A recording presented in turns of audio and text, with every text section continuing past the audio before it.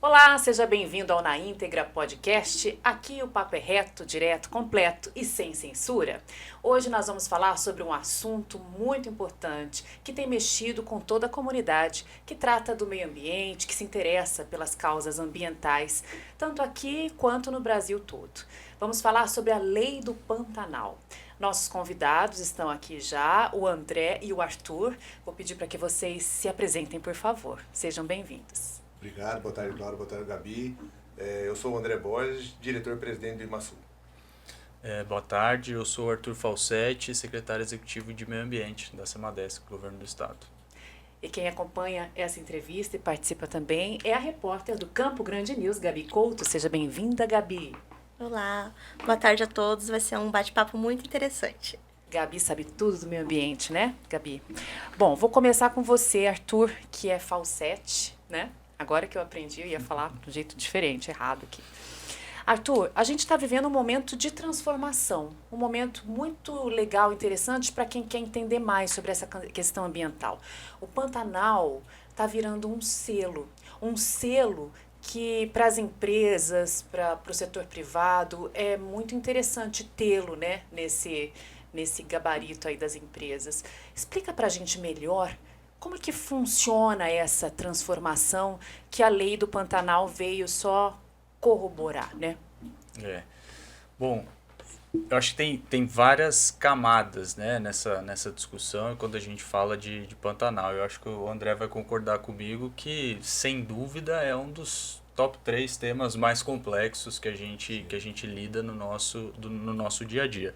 Por conta das características do bioma, né, da complexidade que ele tem quando a gente olha do ponto de vista mesmo de um ecossistema único que é das suas características, então isso já traz uma primeira camada de complexidade, e aí a gente vai adicionando outras questões, a questão social, né, a gente tem ali um número grande de famílias que vivem no Pantanal, são mais de 5.000 famílias que vivem ali dentro, e acho que a discussão da Lei do Pantanal trouxe tudo isso muito à tona, né? E de forma, lógico, muito simplista, acho que a gente vai se aprofundar um pouco mais.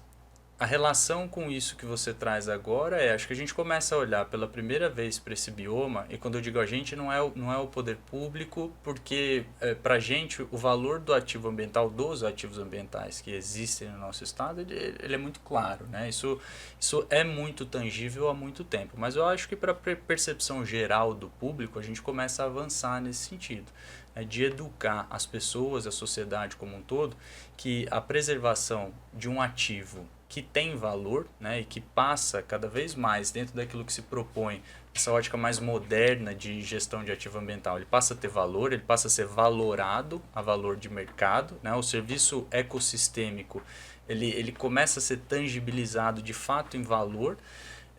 Eu acho que essa é a grande transformação, né? Então, quando a gente olha para esse Pantanal, com o nível de preservação que tem, né? É importante dizer que é um bioma aí com mais de 84% da sua área preservada, é o bioma mais preservado do mundo.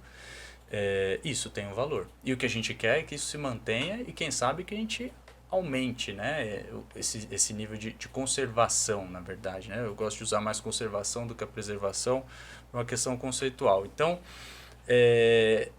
esse valor está sendo apresentado, ele está sendo posto, né? E agora com o Fundo Clima Pantanal, com aporte de recursos do governo federal e que está aberto para a iniciativa privada também aportar recurso, também participar dessa conservação e da remuneração para aqueles que conservam o Pantanal, né, através do pagamento por serviços ambientais, a gente tem a possibilidade de ter esse ativo valorado, né, e como você disse, que essa marca possa ser utilizada para aqueles que querem ajudar esse bioma, que querem colocar dinheiro no fundo e que querem poder comunicar essa ação, querem poder dizer que estão atuando efetivamente para a preservação do Pantanal através do mecanismo oficial, e eu diria que hoje o mais robusto que a gente tem, que é o Estado, através de um fundo, se propondo a pagar serviços ambientais para aqueles que estão ali dentro do bioma. Você está agora num momento de captação, né? É um momento que não é fácil. Antes da aprovação da lei, quando a gente fala, né, no fundo, isso soa tão legal, né? Criam-se expectativas, mas na hora de vender, né? Vamos falar aqui nessa relação capitalista de venda de um produto, a coisa fica mais difícil. Como que está a receptividade da comunidade internacional quando você apresenta essa lei e esse fundo? A lei ela está sendo super bem recebida, né? Então a gente tem sido chamado semanalmente para falar em fóruns internacionais sobre a lei, porque ela de fato ela é inovadora, ela é corajosa, né? E à medida que ela conseguiu, acho que talvez pela primeira vez uma política pública dessa magnitude no estado, colocou produtores rurais, ONGs, poder público, governo federal, estadual, colocou todo mundo para conversar e consensuar. A gente brinca que a gente saiu ao final, todo mundo com a sensação de que não era isso não é bom para mim. Então quando todo mundo sai com a sensação de que não é bom para mim, esse para mim é um grande indício que para o coletivo e para aquele objetivo que se buscava alcançar, a gente atingiu. Porque ela tinha que ser boa para o Pantanal, não para o indivíduo A, B ou C ou para o segmento A ou B. Então a lei ela é muito bem recebida. Mas eu vejo, agora opinião minha, pessoa física, né, não Estado, eu vejo ainda uma dificuldade muito grande, especialmente na comunidade internacional, a gente sair do discurso para a prática.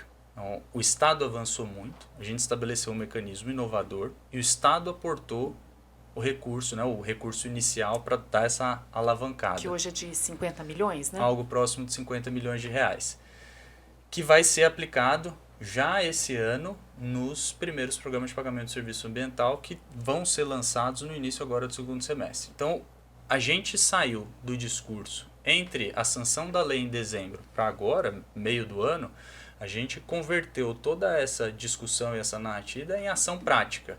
E a comunidade internacional, para minha surpresa, não conseguiu acompanhar esse ritmo. Então ainda muito se discute no como, se eles conseguem, não conseguem, se pode, qual é o mecanismo, qual é a ferramenta. Por mais simples que seja a captação do fundo, o fundo aberto, que nós aqui podemos, através de um QR Code, fazer uma doação para esse fundo. Então não é nada complexo. Mas tem essa dificuldade. Quando a gente vai para a comunidade europeia, né, que tem o discurso pró-meio ambiente bastante forte, eu diria que no mundo é o de maior destaque, a prática não anda tão forte quanto o discurso. Então, hoje a barreira é um pouco essa. E como que vocês vão fazer para vencer essa barreira? Quebrar essa barreira. Né? Eu acho que passa um pouco pela insistência e eu acho que é um processo educativo. Né? Muitos desses doadores, desses fundos, dessas instituições, não tiveram ainda uma experiência com o público, né? Talvez não tenham tido uma experiência com o público brasileiro, né? Então a gente sabe que existe uma barreira, talvez, né, de confiança a ser transposta, a ser estabelecida. Por isso que a gente está aberto às parcerias. Né? Eu hoje estive num evento, estava num evento junto convidado por uma ONG global que chama Wetlands, que cuida exclusivamente da temática de áreas alagadas no mundo. Então o Pantanal está dentro do escopo de atuação dela.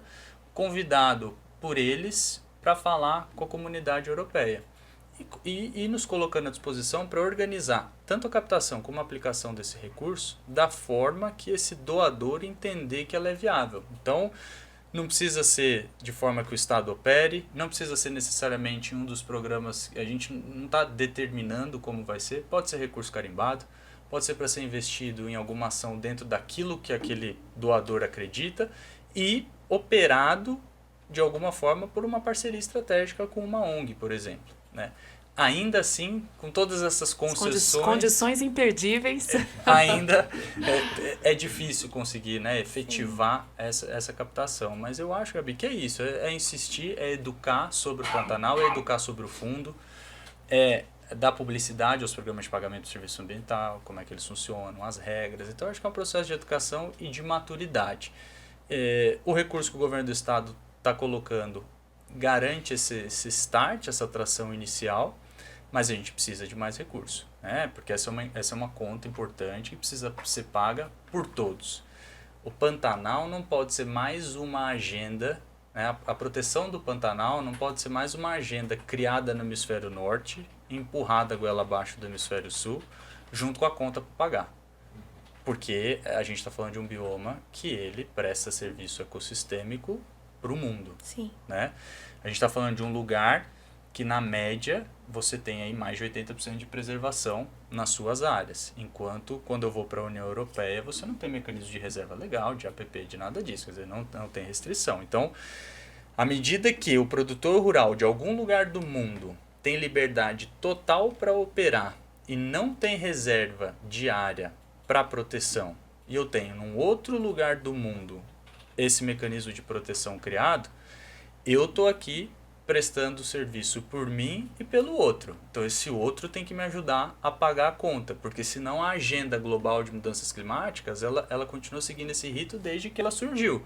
Que é, eu encontro um problema no hemisfério norte, eu crio as métricas no hemisfério norte, eu defino a agenda qual é, e eu empurro goela abaixo dos países que estão em desenvolvimento e que ainda têm capacidade. Quem tem condição de fazer preservação?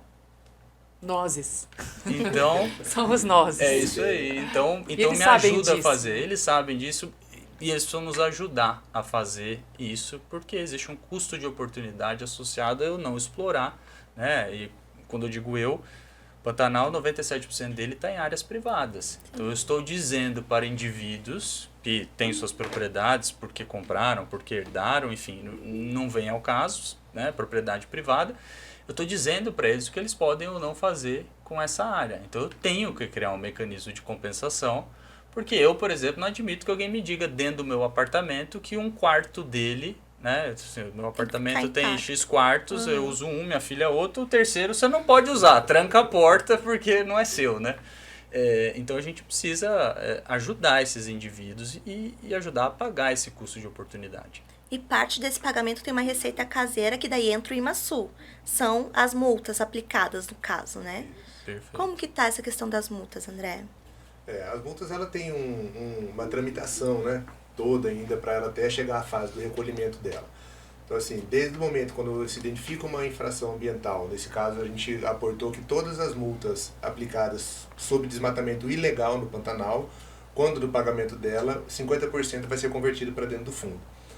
Só que desse momento, quando nós criamos a lei a partir de agora em diante, então assim, são esses novos autos de infração que foram sendo gerados, eles que vão ser o objeto de alimentação desse fundo. Mas para isso tem um processo administrativo. Então você abre um prazo para aquele autuado ele recorrer, depois esse recurso volta para que a gente possa fazer análise de uma contradita, né? A contradita que nós falamos é quando você apresentou um argumento técnico, eu volto esse processo para a área técnica, para ele analisar aquele argumento técnico e devolver. Então são processos que não são rápidos, né? A gente está falando de processos que levam em torno de 2 a 3 anos para pagamento. Então, nossa! Então nós não temos ainda um quantitativo, quanto que nós conseguimos desde a aplicação da implantação da lei, a conversão de multa para dentro do fundo, né? Para dentro do projeto. É porque não chegou nessa fase dos processos ainda, né? E nós temos uma figura bastante interessante, que agora para esse momento já não pode mais ser aplicado, mas os processos anteriores, que são os programas de conversão de multa ambiental, que vem nessa linha como o Arthur disse. Nós temos alguns programas no governo do estado, né, dentro do âmbito do IMASU, da Secretaria, de recuperação de algumas áreas, como do Taquari que nós falamos, de apoio à estrutura de laboratório para coleta e análise de água. Então a gente tem uma série de programas ali dentro que quando o autuado ele tem esse desejo, essa vontade de fazer uma conversão da multa, de aplicar em algum serviço ambiental, em alguma melhoria ambiental, ele pode aplicar desses projetos com desconto de 60%. Então ele tem 60% de desconto na multa e ele aplica 40%. Então, esse é um mecanismo que nós temos também de arrecadação. Só que quando você arrecada dessa forma, como ele vai custear o serviço ou o bem, esse recurso ele não entra então para dentro da conta para a gente poder fazer. Então a gente criou dentro da regra que multas aplicadas no Pantanal sobre desmatamento, elas não são passíveis de conversão, né, para endurecer. O Estado tem uma política muito clara de tolerância zero, né, foi sempre a orientação do governador. É tolerância zero contra desmatamento ilegal. Não pode ter benefício, né? Então, assim, a conversão da multa, 60% de desconto, é algo bastante razoável, né? Interessante. Então, assim, seria como se nós estivéssemos dando um estímulo, né? Para aquela infração que nós entendemos que é tão danosa, né? Tão grave, que nós não permitimos, não aceitamos aqui dentro do Estado. Então, essas multas, elas, a partir de agora, elas não podem mais fazer a conversão. Mas a gente vai passar por esse prazo, ainda de julgamento desses autos de infração, para daí poder, então, iniciar o processo de recolhimento.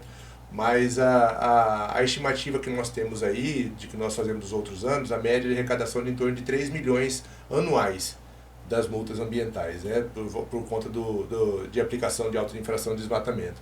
Então a ideia é que a partir de mais alguns anos, em torno de 1,5 milhão, 2 milhões, agora com o alerta de desmatamento, nós aumentamos muito os números de auto de infração aplicados de desmatamento.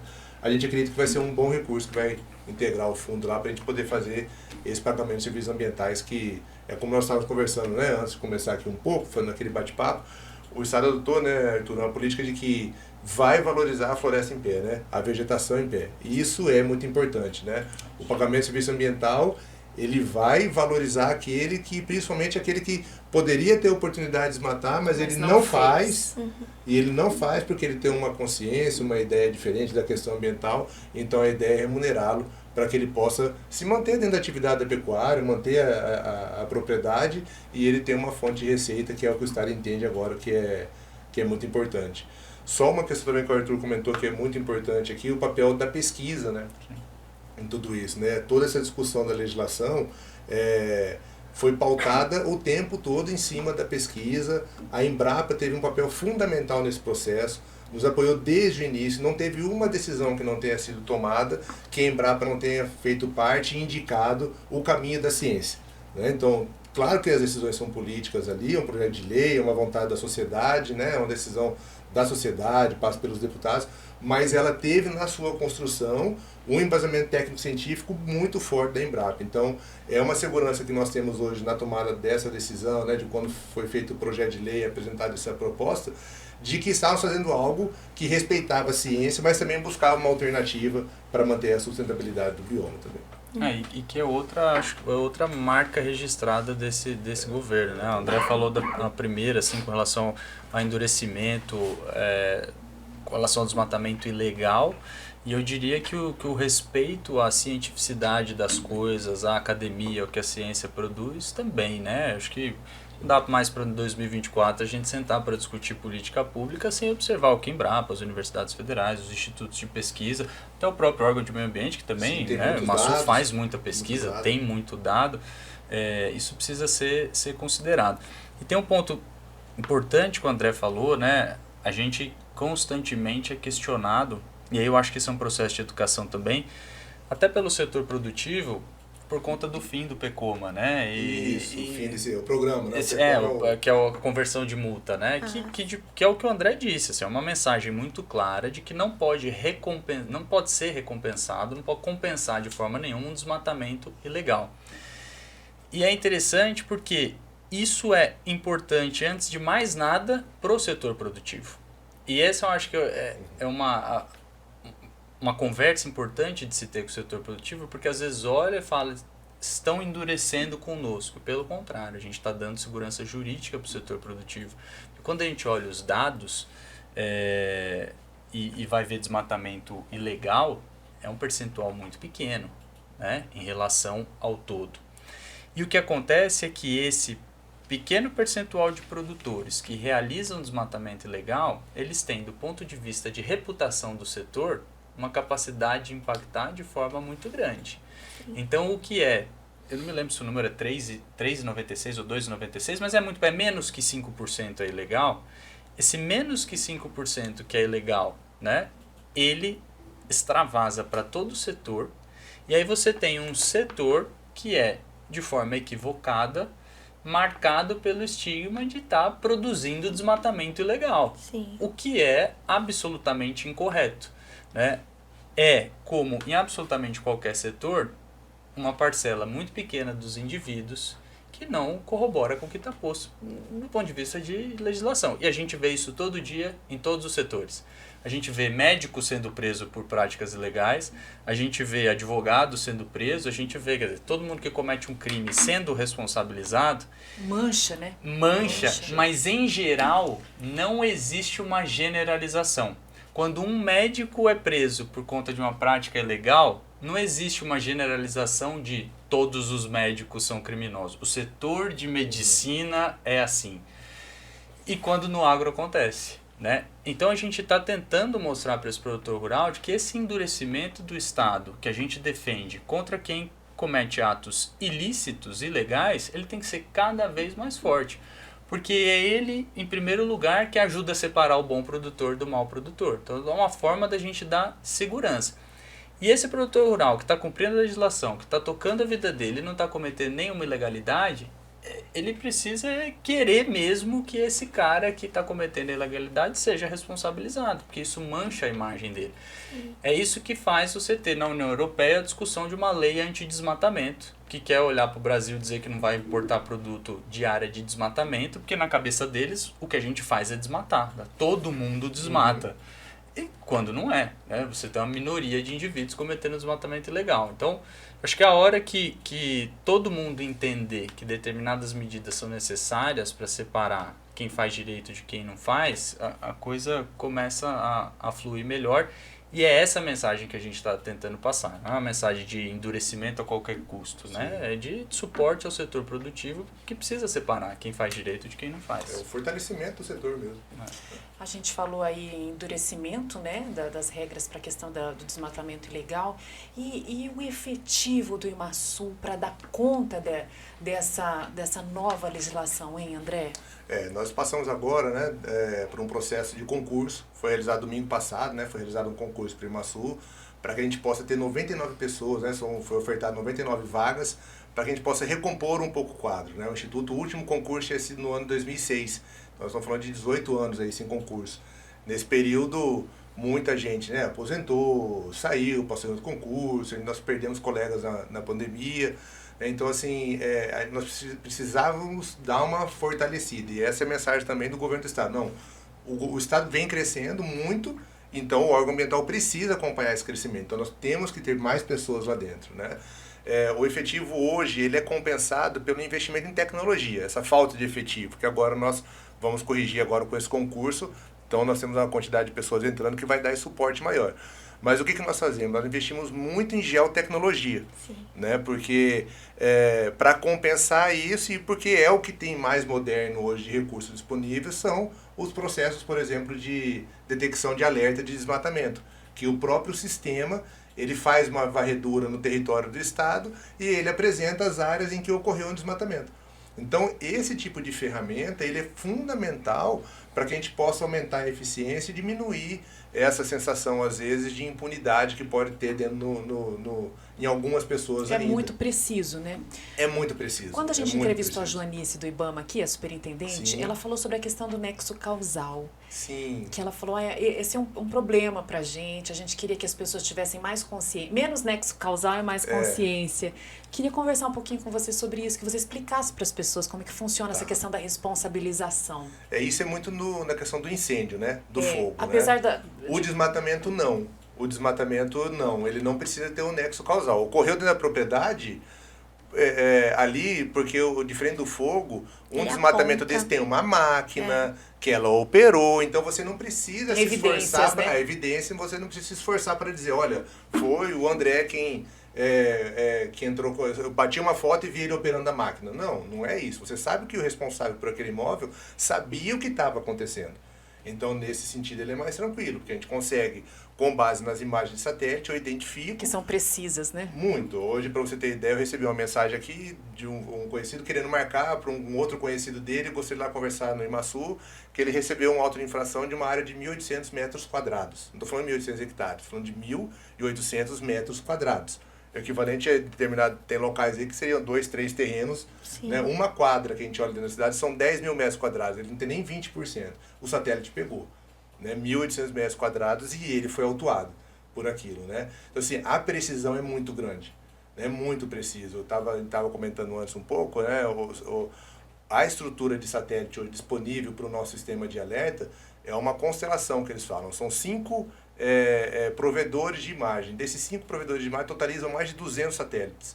Então o satélite ele passa diariamente coletando essa informação e processando. Então assim, pode ter um dia que tem uma nuvem, que tem fumaça, não pega, mas no outro vai pegar. Então assim, é muito preciso e ele funciona mesmo. Então o nexo causal, para o incêndio, ele enfraquece o trabalho, de fato. Porque eu tenho que tentar provar ao máximo que aquela pessoa foi quem atirou fogo, porque qualquer um pode ter colocado fogo às E vezes. existem muitas justificativas, né? Assim, argumentos, né? Pra se livrar natural, um incêndio natural, tá muito seco, caiu um raio. Então, assim, isso é muito difícil. Às vezes isso a gente não consegue, às vezes, comprovar no julgamento, quando eu estava mencionando do auto de infração, que de fato foi aquela pessoa que colocou. E isso às vezes enfraquece. Mas o desmatamento não. O desmatamento a gente não tem esse problema, porque Então, ele assim, vai pegar. Notificação pode demorar, mas que o satélite pegou, Vai pegou.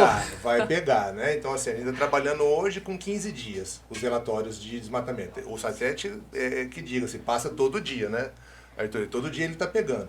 Mas a cada 15 dias ele gera um relatório para a nossa fiscalização. Então, para a fiscalização, às vezes, analisar esse relatório, vamos supor que leva mais uns 15 dias. Ele está falando de 30 dias, o dia que pegou até lá. Isso pode estar gerando uma sensação de impunidade em quem está fazendo. Não, passou 30 dias e ninguém me pegou. Mas no outro mês vai chegar. Né? E às vezes se ele contou essa vantagem para alguém que não pegou, que ele fez e não pegou, quando chegar ele não vai desmentir. Ele vai manter a conversa que ele se deu bem, né? Então, assim, mas a nossa ideia é estar presente em cima, porque é uma mudança de cultura. Né? A hora que as pessoas, como eu estava comentando, né? Igual o cinto de segurança. Quando começou a obrigatoriedade, ninguém queria usar. Aprendeu com a pena, com a multa. Hoje em dia ninguém pensa mais em entrar no carro e não colocar o cinto de segurança. É isso que nós queremos, é caminhar para mudar a cultura. Olha, todo mundo saiba, se desmatou sem autorização ambiental, vai ser pego. Então ele precisa ter esse sentimento que ele vai ser pego. A partir do momento que acontecer isso, nós vamos ter uma redução significativa do desmatamento ilegal. Que no nosso estado, como o Arthur falou, é muito baixa, frente ao que é autorizado. Isso e é uma lógica, né, muito diferente dos outros estados, da Amazônia, essa questão que a gente está falando de tentar desvincular a Amazônia do Pantanal, porque lá fora, tudo que se associa do Brasil é fruto do desmatamento da Amazônia. Né? Porque pega que é muito desmatamento irregular, muito desmatamento ilegal, então isso é muito forte. Nosso caso aqui é completamente diferente. Nossos índices de desmatamento ilegal são baixíssimos. Né? A grande maioria é supressão vegetal autorizada, que é aquela parte do controle que o órgão tem que fazer, que é a política ambiental também, né? Que é a parte do controle, que é o licenciamento ambiental. Mas então nossos números são menores e a gente quer diminuir cada vez mais. Arthur, o que eu entendo? O endurecimento da lei, né? Para que esse selo, resguardar o Pantanal através desse selo em sua integridade, em sua reputação, para que ele se torne algo atrativo, né? Para os países do exterior, inclusive, né? Então, o André falou, uma mudança de cultura interna, e você está aí enfrentando essa mudança de cultura externa, né? Um movimento contrário, né? Entendam que eu tenho aqui é uma joia rara e preciosa. Com que países você já teve contato? E com quais você já teve um retorno? De quais você já teve um retorno? A gente tem conversado muito com os países da União Europeia, né? No mês de março, o secretário Jaime e eu estivemos em Bruxelas para diversas agendas, inicialmente focadas nessa nova legislação da União Europeia que impacta várias cadeias de produção do nosso estado, e a gente aproveitou para ter uma série de agendas com organizações de meio ambiente da União Europeia. Então, nessa oportunidade foram vários países, foram 7, 8 países que estavam conosco, e depois em Brasília também, numa outra oportunidade de conversar com a comunidade europeia, a gente teve aí algo em torno de 10 a 12 países também discutindo, apresentando o Pantanal, apresentando a lei, apresentando o fundo.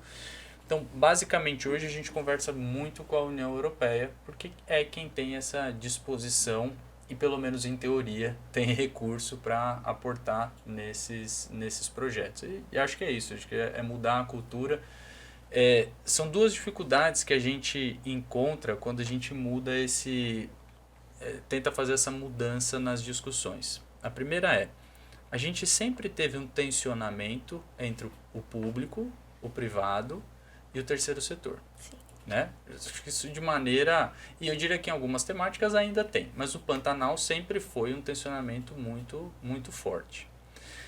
E é muito engraçado, porque à medida que a gente começa a propor o diálogo, à medida que a gente começa a dar o espaço, a responder, a conversar e a chamar e dizer, tá bom, mas qual é a sua proposta? A gente vê também que o outro lado estava tão acostumado com um modelo que é do ataque e defende, E que, até certa medida, pode ser que a gente mesmo tenha gerado ao longo do tempo, que no primeiro momento não encaixa, né? Essa relação ela é um pouco difícil de encaixar. Mas com o tempo ela vai sendo construída, a relação de confiança com as organizações que estão com a gente, com a própria imprensa, né? De ter liberdade de responder o assunto que for, do jeito que for, de ter acesso, de atender uma ligação, assim, porque não tem absolutamente nada que a gente faça que não tenha como ser explicado e que não deva ser discutido pela sociedade, né? Acho que talvez quem está no setor público e não entendeu isso ainda está no lugar errado, né? Porque é prestar conta do nosso trabalho.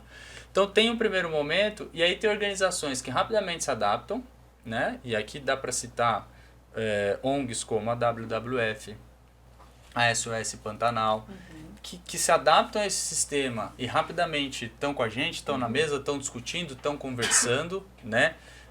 Estão fazendo parte ali das discussões que a gente tem. E tem algumas que ficam sem reação, sabe? Assim, faz 15 anos que eu bato nesses caras. O cara me chamou lá para uma reunião, ele quer ouvir a minha proposta, sabe?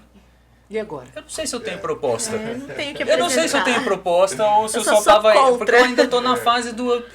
Eu tenho que fazer um embate, porque o embate é importante para a sociedade. Sim. Tem que ter alguém na outra ponta que faça esse embate. Mas a gente tem que transpor esse momento. E eu vejo que a comunidade internacional é isso, né? Eu vejo muito nas discussões... o secretário Jaime brincou esses dias, né, que o maior produto de exportação da União Europeia é regulamentação. Não é nenhum produto físico, é querer dizer para os outros como que as coisas têm que ser feitas. Tá bom, eu te ouvi. Então tá aqui uma lei, tá aqui, estão banidos os cultivos comerciais, que é o que todo mundo queria, tá isso.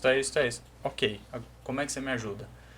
E aí parece que eles estão no capítulo anterior ainda, né? Que é o de ficar esbravejando o que precisa ser feito em termos de conservação. Então eu acho que tem um tempo de encaixar, né? Sabe? Eu faço essa brincadeira sempre lá na secretaria. Sabe quando você passa, e aí sem ser pejorativo, né? Mas quando você passa na rua de carro e o cachorro vem latindo atrás, o que acontece quando o carro para?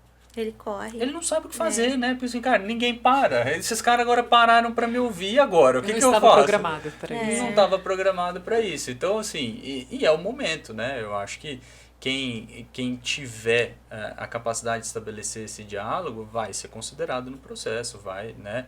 Dentro de um rito, que é outra coisa que eu sempre digo, não dá, a gente não consegue, por uma questão mesmo de capacidade de tempo, eu não consigo atender individualmente todo cidadão que queira ir à secretaria conversar, por uma questão de tempo. Nós temos 3 milhões de habitantes, se eu for atender cada um, não tem condição. Inviável, né? É para isso que existe o terceiro setor, para isso que existem as organizações não governamentais que representam determinados grupos com determinadas demandas. Essas todas estão incorporadas e são ouvidas. Então, dentro de um rito daquilo que está estabelecido, né, do terceiro setor, a gente tem total disposição de conversar e de construir, porque esse é o caminho. Nada que a gente criou nesse 1 ano e meio aí, né, de moderno ou de avanço ou do que for, surgiu de dissenso. Surgiu de consenso. Então, eu acho que está claro para todo mundo que é esse o caminho. Podemos dizer que uma das estratégias é atrelar o Pantanal à Amazônia para melhor entendimento dessa comunidade? Eu acho que a gente tem que... Colocar na garupa, né, da Amazônia. A gente tem que diferenciar aquela história do marketing. Para todo produto você cria o ponto de paridade e o ponto de diferenciação. Então, acho que a gente tem que aproveitar o vácuo da Amazônia e embalar na agenda. A Amazônia abre a agenda e aí ela gera um vácuo. E aí eu acho que a gente tem que pular nesse vácuo e ir junto, deixando bem claro o quão diferente nós somos e o quão distante nós estamos da Amazônia. Porque isso é um ponto muito importante também. Porque a gente, né, a mesma história do desmatamento ilegal que mancha o setor, o desmatamento da Amazônia mancha o nosso estado. Porque para quem está lá de fora, não é o produto X do estado Y. É o produto do Brasil, agro do Brasil. Do desmatamento da Amazônia. Oriundo do desmatamento da Amazônia. Aí o cara, coitado, tá aqui lá no sul do estado, Itaquiraí, produzindo o leite dele na propriedade de 3 hectares, que ele não desmatou a Amazônia hora nenhuma da vida dele, sim, mas ele está sendo taxado por conta dessa imagem, né? Então, assim, aproveitar o vácuo, aproveitar o momento, mas saber se diferenciar estrategicamente e demonstrar a diferença em todos os sentidos. Secretário, você viajou para fora, tem vendido o Pantanal. Como que foi esse movimento das 2 expedições que a pasta fez junto com o IMASU? Foi até o Pantanal? Como que foi a receptividade do pantaneiro raiz e também os novos? Como que eles viram essa legislação? Essa expedição foi muito fantástica, né? Foi uma experiência, assim, bastante interessante, porque desde que começou a discussão da lei, nós tivemos várias incursões ao Pantanal, né? Foram mais de 10. Mas a gente resolveu fazer essas expedições mais formais e estruturadas com convidados, né? E que a gente pudesse ter ali esse ambiente de discussão que a gente teve dentro da secretaria, né, junto com o IMASU, levar para o campo, para onde as coisas de fato acontecem. Num processo de educação mesmo. Né? Porque pra gente, né? E aí mais ainda pro André, porque o André tá aí há 18 anos, né, André? 18 anos. Então, assim, é da área técnica. Então, vive isso há muito tempo. A gente vê, às vezes, as pessoas tentando roubar a agenda do Pantanal, tentando falar sobre uma temática que elas não conhecem em profundidade. É na superficialidade daquilo que circula por aí. Então, a expedição é super legal porque é isso, é você poder levar quem está falando sobre o Pantanal em profundidade para dentro do bioma, levar quem quer se aprofundar um pouco mais naquela temática e ir para... Porque cada linha do que está escrito na lei, no decreto que regulamenta, na resolução que está vindo por aí, ela tem um motivo de ser e ela foi estudada a fundo. E depois, quando isso é publicado e posto à prova, isso é rebatido nem sempre na mesma profundidade, né? Então, a expedição é muito legal por causa disso. E essa segunda versão foi super legal. Primeiro que o pantaneiro é muito receptivo, né? Então, o ir ao Pantanal, seja com quem for, não é problema, né? É sempre muito legal. Mas essa a gente buscou. A primeira a gente olhou muito para o aspecto da produção. E essa a gente foi com um olhar um pouco mais abrangente. E praticamente todas as ONGs que atuam com o Pantanal no Brasil estavam conosco lá. Então foi muito interessante, porque é um processo de educação e é um processo de mostrar para o terceiro setor e para o setor privado produtivo que aquilo que a gente já sabe há um bom tempo, que eles estão falando a mesma coisa, exatamente, o tempo todo, mas que por algum motivo ninguém nunca botou eles na mesa para ter uma conversa mais estruturada. É uma conversa que ela precisa ser facilitada. Uma conversa que a gente tem que conduzir e tem que ajudar ela a acontecer. Porque, naturalmente, ela tende a ir para caminhos que não é uma questão do que é melhor ou pior, enfim, ela vai para lugares diferentes. Então, é uma conversa que precisa ser facilitada e a expedição é uma experiência disso. É um grande processo de facilitação em loco, com discussões profundas e não superficiais, mas que colocam todo mundo mais ou menos no mesmo lugar. Um alinhamento, né? Uma mediação. Né? Eu acho que ela traz às claras aquilo que pra gente às vezes é um pouco óbvio, mas falta todo mundo enxergar. Que no fim do dia, a conservação do Pantanal, ela é o objetivo de todo mundo. Que está lá dentro ou que está de fora atuando em alguma causa do Pantanal. Todo mundo quer a mesma coisa. O como a gente precisa construir junto. Então eu acho que nisso ela ajuda a avançar demais. Os olhares, né? Ele falou assim, então cada um tem o mesmo assunto, mas com um ponto de vista diferente. Né? Discutindo conservação... Às vezes acaba rivalizando, mas está falando porque não fala a mesma língua, né?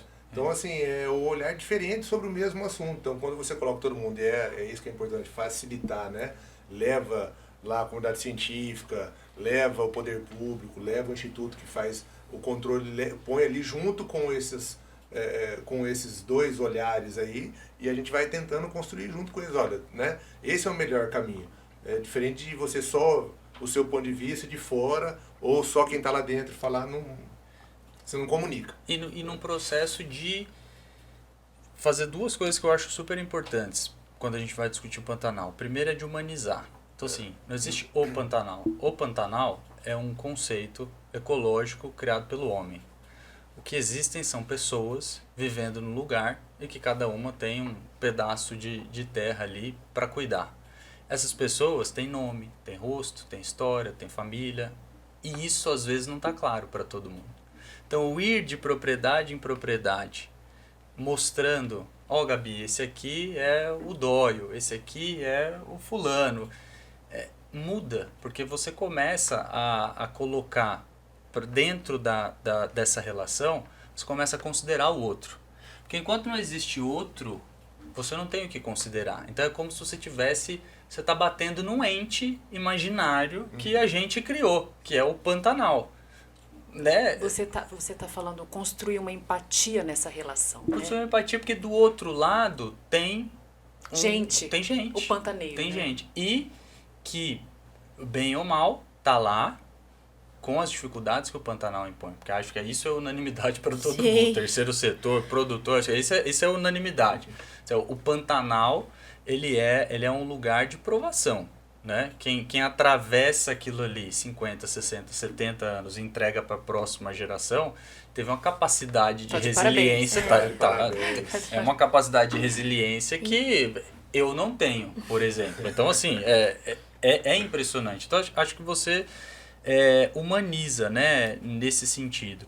E um outro aspecto que eu tenho buscado construir, que é desromantizar um pouco o Pantanal. Pra gente encerrar então, André, vou falar só um pouquinho dos incêndios, como é que tá a situação lá no Pantanal e como o IMASUL está ajudando. Eu sei que vocês têm aeronaves, elas estão todas em campo, como que tá agora, nesse momento? Nós temos aí disponível 2 aeronaves, né? Nós temos caminhões-pipa do Instituto disponível também, e o Instituto ele contrata horas-voo, né, que é hora-voo de combate a incêndio florestal. Essas horas-voo elas são destinadas para o combate nas unidades de conservação e no seu entorno.